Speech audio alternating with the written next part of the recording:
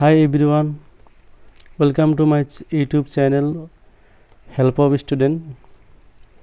আজি মই তোমালোকৰ কাৰণে লৈ আহিছো ক্লাছ 10ৰ 7 নম্বৰ চেপ্টাৰ মেথছৰ 7.4 অনুশীলনীৰ 3 নম্বৰ প্ৰশ্নটো মই আজি তোমালোকৰ কাৰণে সমাধান কৰিম। যোৱা বছৰ এই যেটো প্ৰশ্ন 4 নম্বৰ এটা বৰ্গৰ দুটা বিপৰীত শীৰ্ষবিন্দু হল -1,2 আৰু 3,2 বৰ্গৰ আন দুটা শীৰ্ষবিন্দু নিৰ্ণয় কৰা। এই কোৱেশ্চনটো যোৱা বছৰ আহিছিল। তো মই এটো ভিডিওৰ আগৰ ভিডিওটোত মই এটো অনুশীলনী 7.4ৰ 1 নম্বৰ আৰু 2 নম্বৰ এই কোৱেশ্চন দুটা ইতিমধ্যে সলভ কৰি দিছো। গতিকে মই আজি 3 নম্বৰ প্ৰশ্নটো সলভ কৰিম। এই তিনিটা প্ৰশ্ন এবাৰ 2024 ৰ কাৰণে বহুত ইম্পৰ্টেন্ট হয়। গতিকে মই 3 নম্বৰ প্ৰশ্নটো আজি তোমালোকৰ কাৰণে লৈ আহিছো। কোৱেশ্চনটো একবাৰ চাই লও। এটো লিখা আছে 6, -6 3, -7 আৰু 3,3 বিন্দুৰে যোৱা বৃত্তটোৰ কেন্দ্ৰ উলিওৱা। এটা মই কোৱেশ্চনটো লিখি লৈছো, তোমালোকে চাই লোৱা। নিশ্চয় লিখা আছে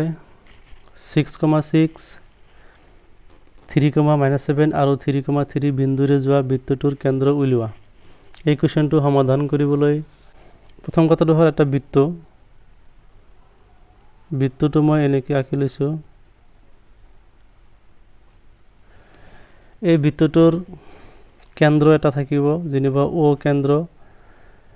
আৰু এই বৃত্তটোৰ ওপৰত থকা তিনিটা বিন্দু হল এটা বিন্দু যেনিবা A, এই বিন্দুটোৰ স্থানাংক হল এইটো 6,6 এই বিন্দুটো। এটা বিন্দু যেনিবা B যেটো হল 3,-7 3,-7 আৰু এটা বিন্দু যেনিবা C যাৰ স্থানাংক আছে 3,3 ঠিক আছে। তো এই বৃত্তটোৰ কেন্দ্ৰ যেটো আছে O, কেন্দ্ৰটোৰ স্থানাংক উলিয়াব লাগে। তো বৃত্তটোৰ স্থানাংক মই কেনেকৈ উলাম তোমালোকে চাই লবা। মই কি কৰিম, প্ৰথমতে এই যেটো বিন্দু আছে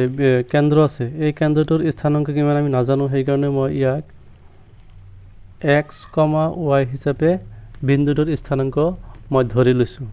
এতিয়া কথাটো হল আমি ধৰা হল বৃত্তটোৰ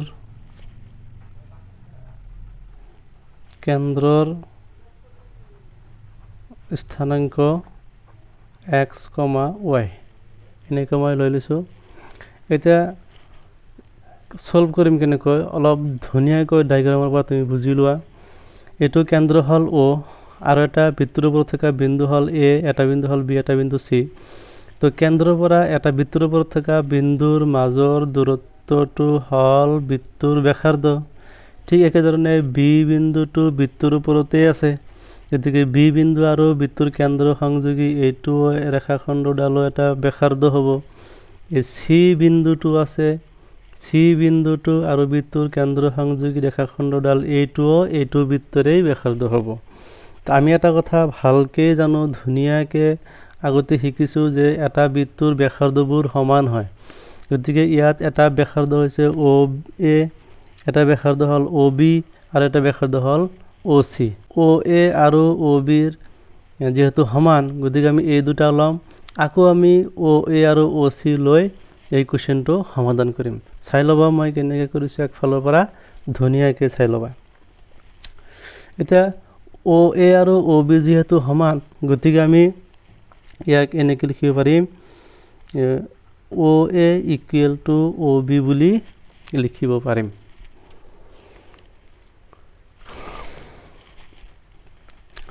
এটা চাও, O হল এটা বিন্দু আৰু A হল এটা বিন্দু। O আৰু A বিন্দু দুটাৰ মাজৰ দূৰত্বৰ এটা সূত্ৰ আছিল, সেই সূত্ৰটো আমি জানো। সূত্ৰটো মই লিখি দিছো, ডাইৰেক্ট সম্পূৰ্ণভাৱে সূত্ৰটো লিখি দিছো। মই চাই লোৱা x2 - x1 ² y2 - y1 ² OB ৰ কাৰণেও একে সূত্ৰই আহিব, √x2 - x1 ² y2 - y1 ² নিশ্চয় বুজি পাইছা। তো এতিয়া কথাটো হল চাই লও আমি ইয়াত যেটো x2 x1 y2 y1 আছে x2 কোনটো x1 কোনটো y2 y1 এইবিলাক আমি এটা এটাকে এনেকে লিখি লম সুবিধাৰ কাৰণে যেনিবা এইটো x1 এইটো y1 যেনিবা এইটো x2 এইটো y2 এটা x2 ৰ মান কিমান y2 ৰ মান কিমান ইয়াতে স্পষ্ট আছে x1 ৰ মান কিমান y1 ৰ মান কিমান স্পষ্ট হৈ আছে গতিকে হেমতে আমি এটা এটাকে চাই লিখি থাকিম ইমপ্লাইজ ইফালে সোৱা দুয়োফালে ৰুট চিহ্নটো আছে ৰুট চিহ্নটো মই এনেকৈ কাটি দিব পাৰো ৰুট চিহ্ন দুয়োফালে থাকিলে কাটা যায় গতিকে এনে কাটি দিয়া হৈছে এতিয়া সোৱা x2 ৰ মানটো কিমান আছে ইয়াত x মই x লিখিছো মাইনাস x1 ৰ মান আছে 6 স্কয়াৰ দিছো প্লাস y2 ৰ মান হল y মাইনাস y1 ৰ মান হল 6 স্কয়াৰ দিছো সমান সমান এতিয়া কো আহিল এটো OB ৰ কাৰণে তো OB ৰ কাৰণে বুলি কোৱাৰ লগে লগে O আৰু B বিন্দুৰ মাজৰ দূৰত্ব সূত্ৰ এটো হৈছে গতিকে আমি ইয়াতো আমি কি কৰিম এটো x1 এটো y1 হিচাপে ধৰি লম এটো x2 এটো y2 ঠিকই থাকক এতিয়া আমি এটো x1 y1 এটো x2 y2 হিচাপে ললে কেনেকৈ হ'ব চাই লও x2 ৰ মান হল x মাইনাস x1 ৰ মান হল 3 হোল স্কয়াৰ দি দিছো প্লাস y2 ৰ মান হল y মাইনাস y1 ৰ মান কিমান আছে -7 তো -7 আছে প্লাস হৈ যাব হোল স্কয়ার এটা কথা ভুল কৰি থৈ আহিছো আমি ইয়াত 6 নহয় -6 হে আছে সৰি দেই -6 গতিকে ইয়াতে আমাৰ কি আহিব এটোৰ কাৰণে মাইনাস আৰু এটো মাইনাস প্লাস হৈ যাব দেই বেয়া নাপাবা সৰি দেই এটো এনেকৈ হৈ যাব নিশ্চয় কথাখিনি বুজি পাইছো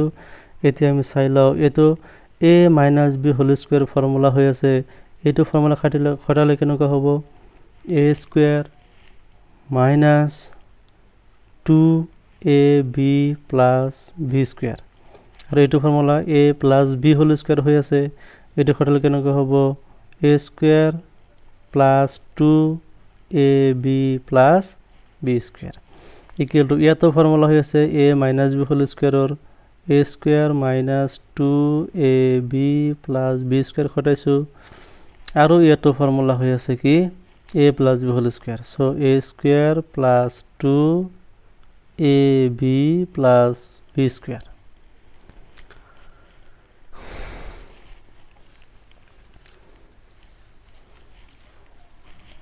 নিশ্চয় বুজি পাইছা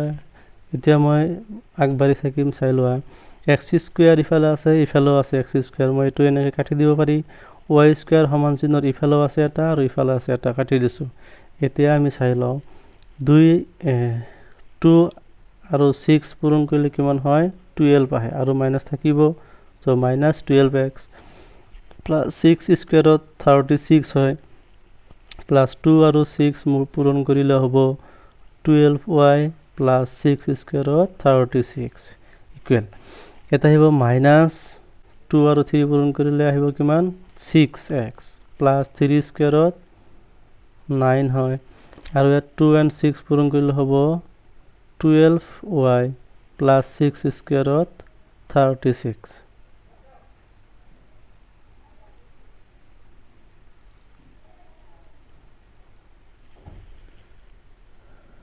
এটা কি 6 আছিল না 7 আছিল আমাৰ আৰু এটা ভুল হৈ আছে দেই এটা 7 হে হ'ব 6 এটা হ'ব কিমান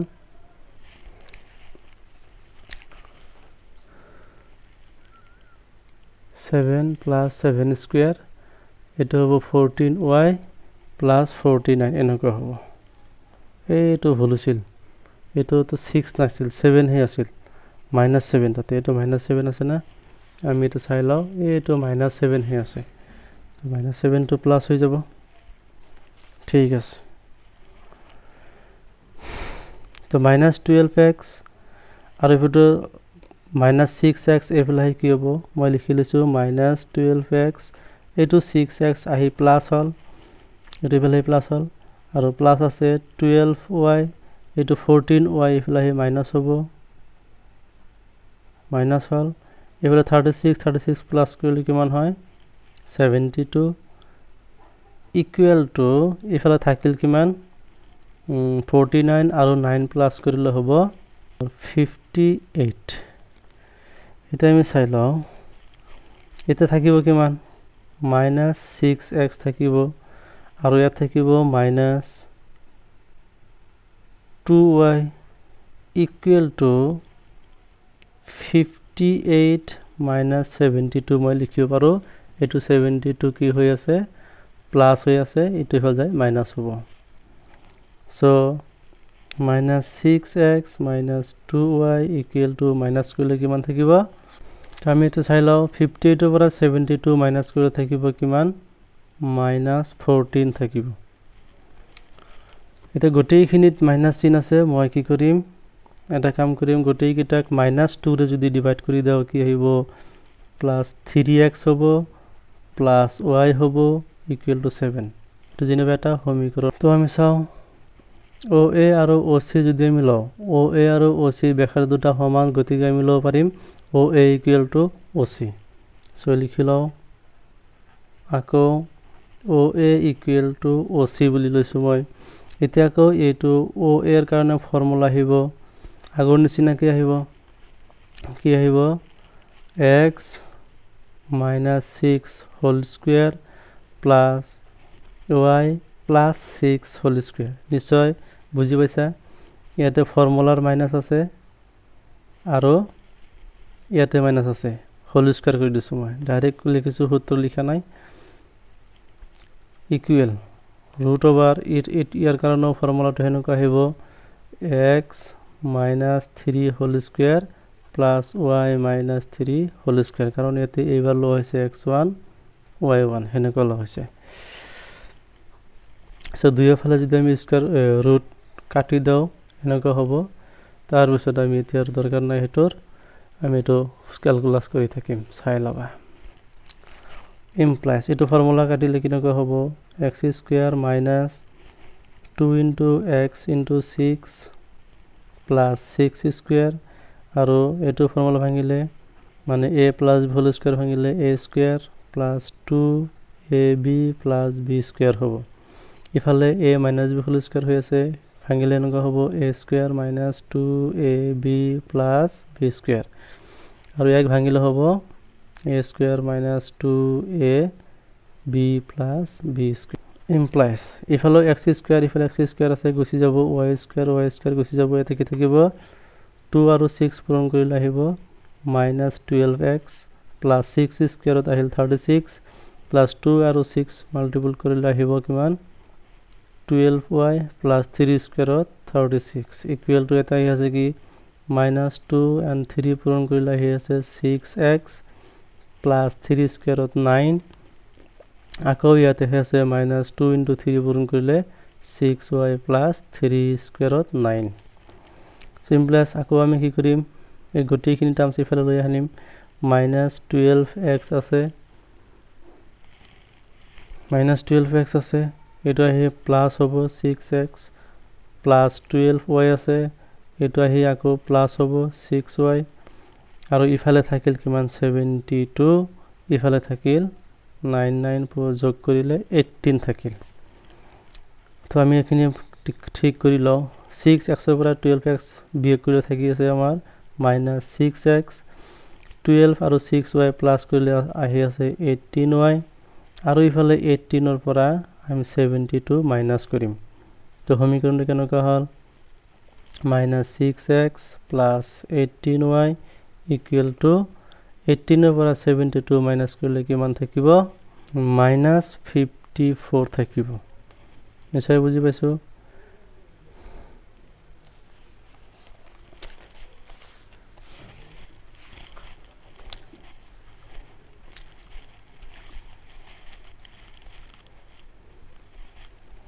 তো ইমপ্লাইজ কি আহি আছে আমাৰ গোটেই কেটা টাৰ্মসক যদি মই -6 ৰে ডিভাইড কৰি দাও কি আহিব x আহিব মাইনাস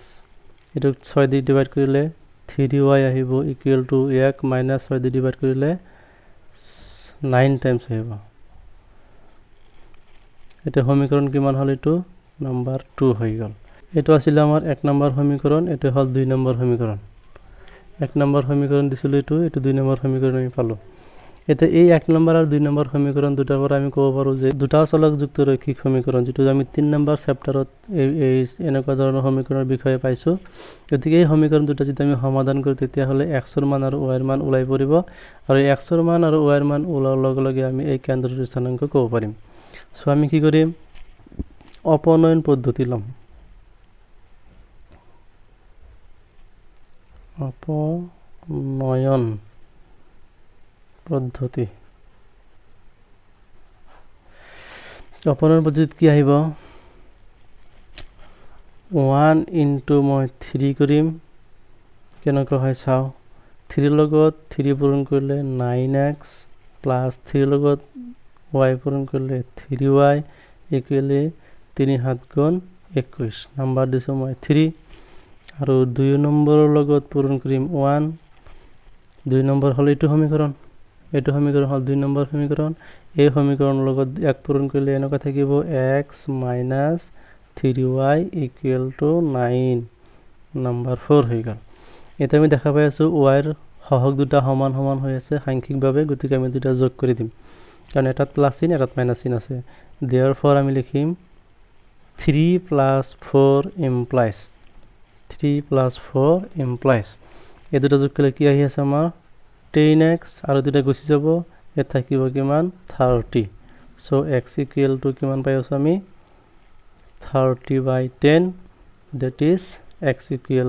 3 এটা x ৰ মান আমি 1 নম্বৰ সমীকৰণত বহাই দিম চাই লও